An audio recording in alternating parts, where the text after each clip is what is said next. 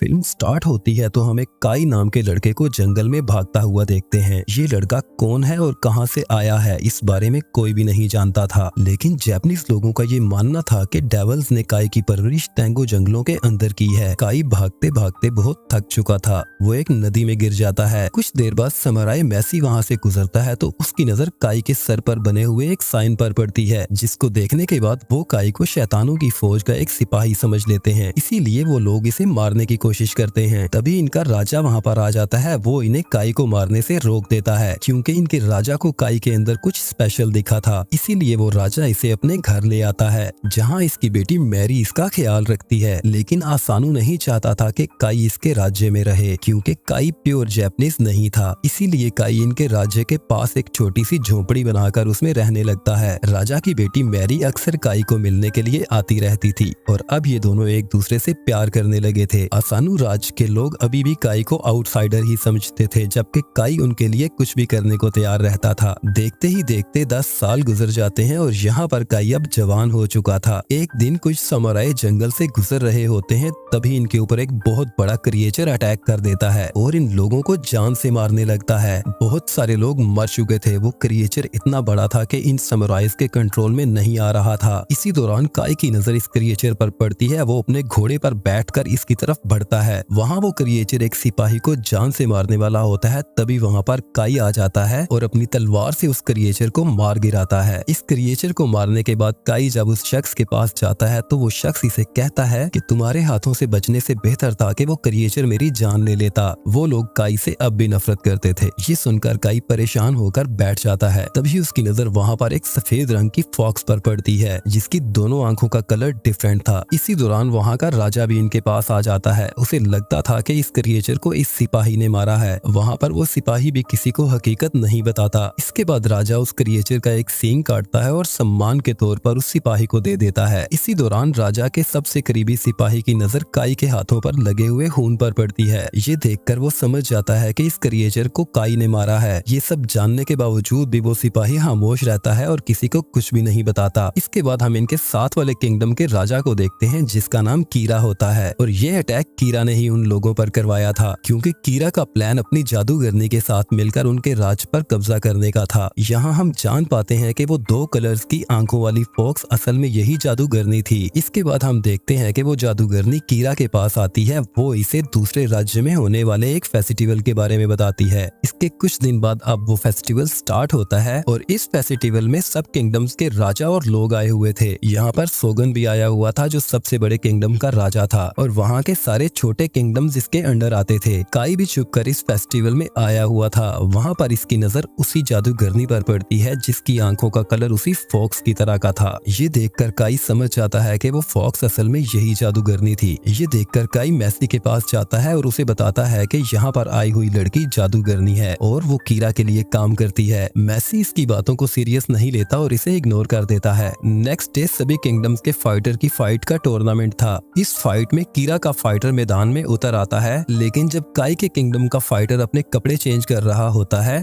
तभी अचानक से वो सफेद फॉक्स उसके पास आती है और उसे वहाँ पर अपने जादू से बेहोश कर देती है। अब काई उस फाइटर को बेहोशी की कंडीशन में देख लेता है। वहाँ पर काई सोचने लगता है कि अगर हमारे किंगडम का कोई फाइटर मैदान में नहीं उतरा तो हमारे किंगडम की बहुत ज्यादा इंसल्ट हो जाएगी। इसीलिए काई कुछ सोचे समझे बगैर उस फाइटर के कपड़े पहनकर मैदान में आ जाता है। अब इन दोनों की फाइट वहाँ पर स्टार्ट होती है। इसी फाइट के दौरान काई का हेलमेट उसके चेहरे से उतर जाता है और वहाँ पर बैठे हुए सभी लोग इसे देखकर हैरान हो जाते हैं। यहाँ पर बैठे हुए आसानों के राजा को बिल्कुल भी समझ नहीं आ रहा था कि उनके फाइटर की जगह पर यहाँ काई कैसे आ गया। ये देखकर सोगन को अपनी इंसल्ट फील होने लगती है, क्योंकि काई एक आउटसाइडर था और वो प्योर जापानीज भी नहीं था। इसीलिए सोगन अपने सिपाहियों को काई को सजा देने के लिए बोलता है। वो लोग काई को अब लाठियों के साथ बहुत ज्यादा मारते हैं। इस इंसिडेंट से वहाँ का राजा बहुत ज्यादा शर्मिंदा होता है। वहाँ वो जादूगरनी कीरा को बताती है कि मुझे आसानों के राजा की कमजोरी का पता लग चुका है। इसके बाद वो जादूगरनी अपने मुंह से एक लिक्विड निकालती है और उस लिक्विड को अपने जादू की मदद से एक मकड़ी में बदल देती है। दूसरी तरफ राजा अपने रूम में सो रहा था, तभी वहाँ पर जादूगरनी आ जाती है। वो उस स्पाइडर को राजा के होंठों पे रख देती है, जिससे उस स्पाइडर का सारा जहर राजा के मुंह में चला जाता है। जहर बॉडी में जाते ही राजा को ऐसा लगता है कि कीरा उसकी बेटी मैरी के रूम में है और वहाँ पर वो उसके साथ ज्यादती कर रहा है। राजा जल्दी से अपनी तलवार लेकर अपनी बेटी मैरी के रूम में जाता है। वहाँ वो कीरा को अपनी बेटी मैरी के साथ देखकर काफी गुस्से में आ जाता है।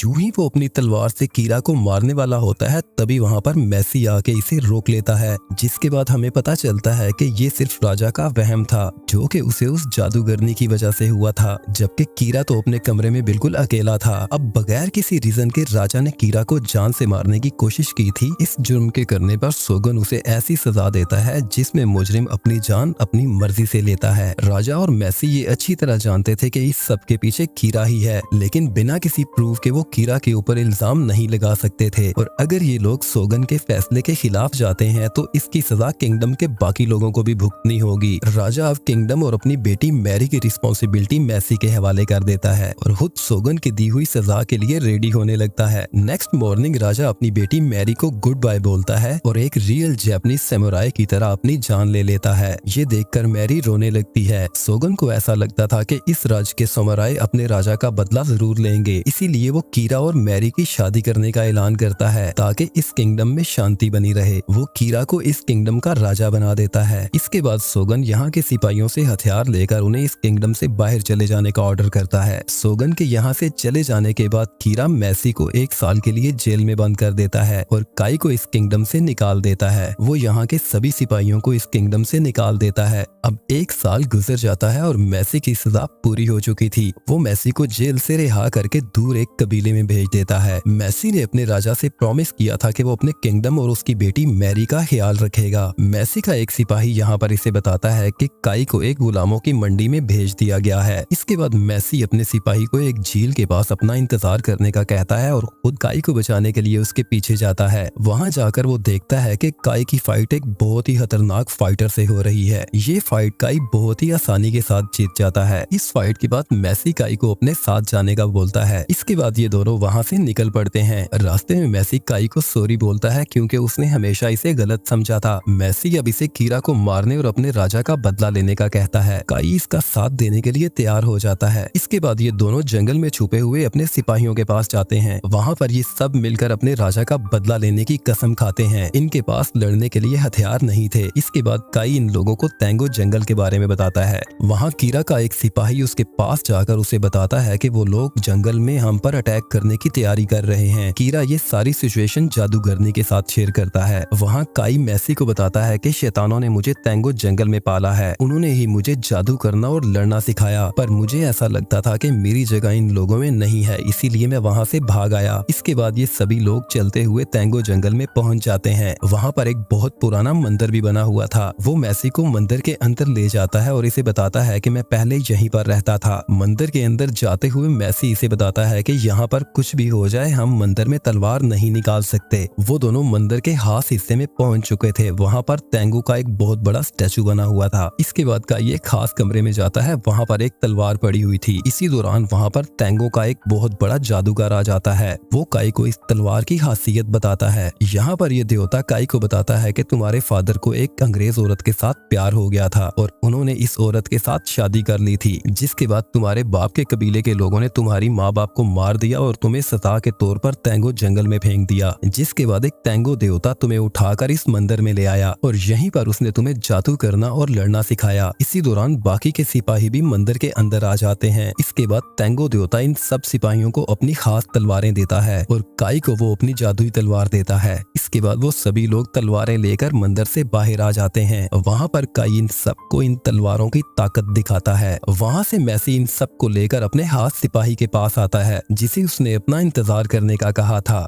वो सिपाही मैसी को कीरा के बारे में सारी इंफॉर्मेशन देता है। वो मैसी को बताता है कि आज शाम कीरा मंदिर में प्रे करने आएगा और इसी मंदिर में वो आज के दिन मैरी के साथ शादी कर लेगा। इसके बाद वो सभी लोग अपने सिपाही की बताई हुई जगह पर पहुंचते हैं। वहाँ पर पहुंचकर इन्हें पता चलता है कि वहाँ पर कीरा नहीं बल्कि उसकी जादूगरनी है। वो जादूगरनी हर तरफ अपने जादू से आग लगा देती है और इन लोगों के ऊपर अटैक कर देती है। है। वहाँ पर बहुत सारे सिपाही मारे जा चुके थे। जिंदा बच जाने वाले सिपाहियों को लेकर काई और मैसी वहाँ से बाहर आ जाते हैं। जादूगरनी को ऐसा लगता था कि मैसी और काई अपने सिपाहियों के साथ उस आग में जलकर मर चुके हैं और कीरा को अब किसी से भी कोई खतरा नहीं है। नेक्स्ट डे कीरा मंदिर में जब शादी की प्रे कर रहा होता है, तभी वो लोग भेस बदलकर वहाँ पर आ जाते हैं और इन लोगों के ऊपर अटैक कर देते हैं। इस फाइट के दौरान कीरा मैरी को अपने साथ लेकर जाना चाहता था, लेकिन मैरी उसके ऑपोजिट डायरेक्शन में भागने लगती है। भागते हुए उसकी नजर काई पर पड़ती है। उसे देखकर वो काफी खुश होती है। वो भागती हुई काई के पास आती है और उसके गले लगकर रोने लगती है। इसके बाद वो जादूगरनी अपने जादू से एक बहुत बड़े स्नेक की शक्ल में इनके सामने आ जाती है। काई अब इससे लड़ने के लिए अपनी जादुई तलवार बाहर निकालता है। अब इन दोनों की यहाँ पर फाइट स्टार्ट होती है। आखिरकार काई अपनी जादुई तलवार से इस सांप को मारने में कामयाब हो जाता है। दूसरी तरफ मैसी कीरा को मारकर अपने राजा से किया हुआ प्रॉमिस पूरा कर देता है। इसके बाद मैसी कीरा का कटा हुआ सर उसके बाकी के बच जाने वाले सिपाहियों को दिखाता है। कीरा का कटा हुआ सर देखकर उसके सिपाही वहीं पर सरेंडर कर देते हैं। अगले दिन हम देखते हैं कि मैसी और काई अपने किंगडम के सारे सिपाहियों के साथ अपने राजा की कब्र पर आते हैं और वहां पर अपने राजा के लिए प्रे करते हैं। इसके बाद हम सोगन को देखते हैं जो अपनी सारी फौज लेकर इनके पास आ गया था। वो यहाँ पर मैसी के बेटे को छोड़कर बाकी के सब लोगों को मौत की सजा सुनाता है। ये वही जापानीज सजा थी जिसमें इंसान अपनी जान खुद लेता है और नेक्स्ट मॉर्निंग तक इन सभी लोगों ने इस सजा पर अमल करना था। रात को मैरी काई के गले लगकर बहुत रोती है।